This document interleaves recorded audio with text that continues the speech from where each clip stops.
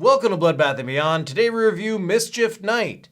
He's watching you, and you know you like it.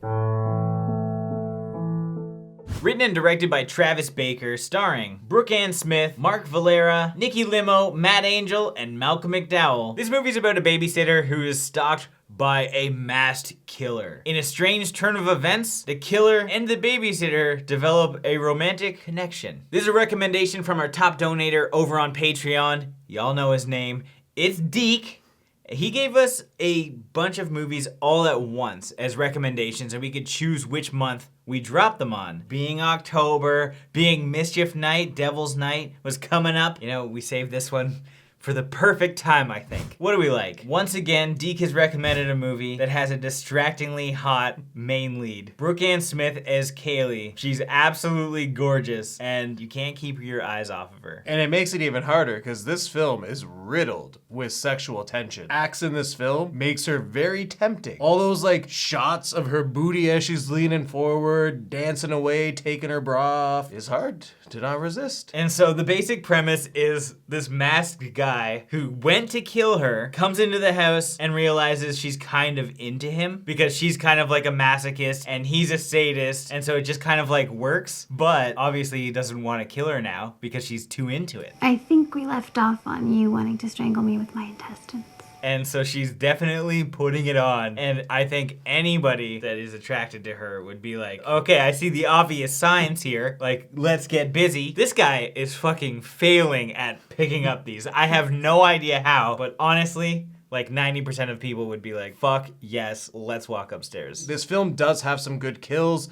It's kind of hard to talk about, but it's practical, and I really liked how it turned out. This was a very strange film in general because the pacing is very odd. It's very meta. When you have a victim falling in love with somebody who's potentially going to kill her, then you have the back and forth with that victim who obviously is watching horror movies on Mischief Night. She knows horror movies. She kind of puts different plans into action, almost in a Home Alone style, while she expects the killer to come into the house. The throwback to Scream, obviously, the Drew Barrymore scene with the knives. And I think it was done well being meta and referencing another meta horror film. He doesn't have a lot of screen time in this film, but I did enjoy the interaction with Malcolm McDowell because he's like walking around warning the neighborhood about like Mischief Night. Like, well, hey, there's a lot of crazies out here.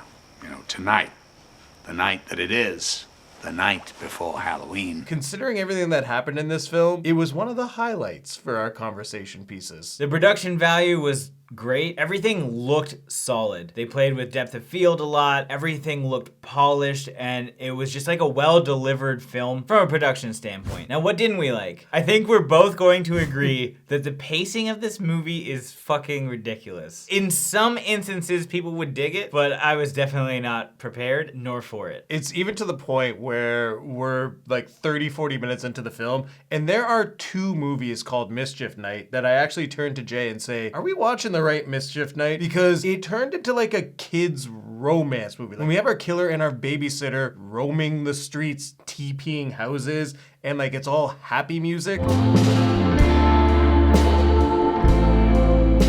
If it wasn't for a sweet kill early on, I definitely would have thought we were watching the wrong movie. I absolutely agree. This did feel like a stalker home invasion slasher movie at the beginning, and then it devolved into a romance movie. You would almost say it's a romance comedy, but nothing was funny about it. It was just like a romance of like these two people slowly falling in love with each other. And right after you're done with that, you're like, okay, maybe it'll get back to normal. We'll go back to the slasher business. And no, there's an emotional switch that's triggered, and we have like the longest, most boring monologue that I've seen in any movie. Drive. Intuition will guide you.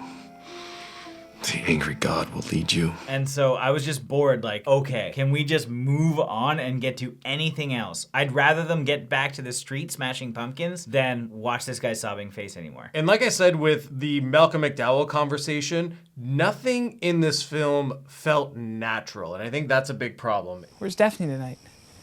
She's, I mean, I would have called first, but I know what her cell phone's like up here. yeah. The dialogue was more inner monologues than people actually having a normal conversation. Because we have our two main characters, they're opening up to each other. So it's not like they're having a conversation. It's, this is what I feel right now, so listen to me. Oh, this is what I feel right now, so now listen to me. Yeah. And they're not good. I think that's also the big point. Like, you don't care about the characters enough to care about what they're feeling, to be honest. Also, straight up, our killer is such a bitch. Are you having fun tonight? It's not exactly going as I planned.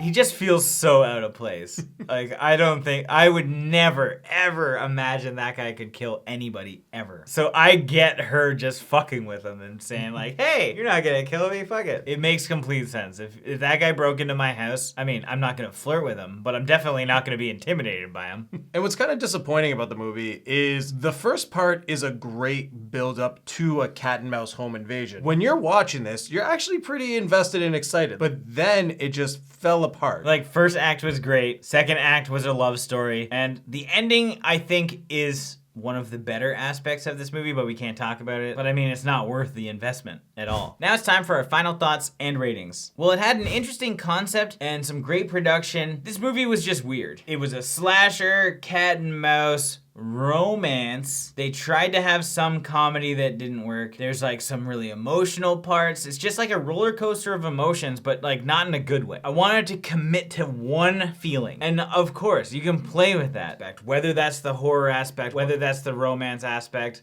or otherwise. Even when they did focus too much on like the love interest stuff, it was just obnoxious because I don't like watching those movies in general and I didn't love much about it. But I still think that some people might. So I'm gonna give this 2 late night dips when you're being stalked by a masked killer out of 5. I really liked how it started off and I really liked how it ended.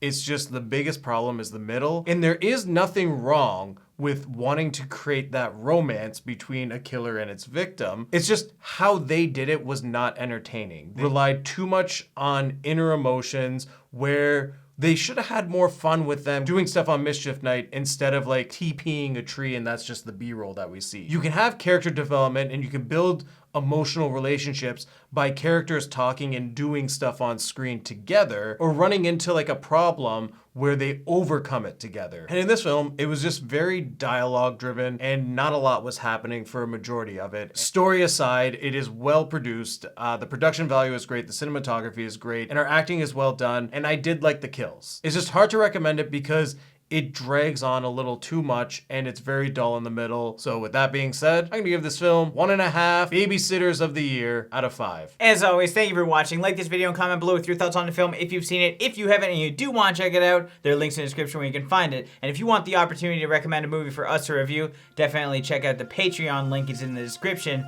And if this is your first time here, make sure you subscribe to the channel, stay updated with everything Bloodbath and beyond.